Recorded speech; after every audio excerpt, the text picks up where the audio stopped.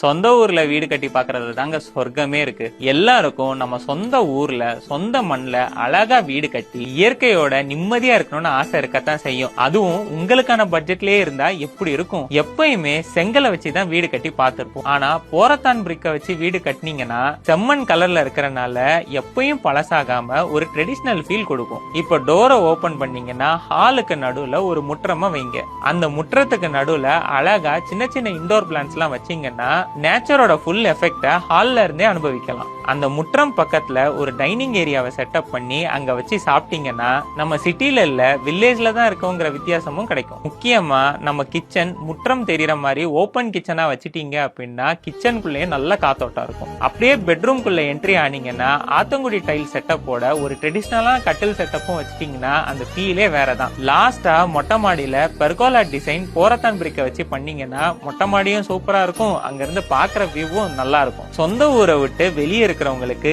இப்படி ஒரு வீடை கட்டி ஃபேமிலியோட இருக்கணும்ட்டு ஆசை கண்டிப்பா இருக்கும். அந்த ஆசையை இந்த மாதிரி ட்ரெடிஷனலான வீடு கட்டி நினைவாக்கிக்கோங்க.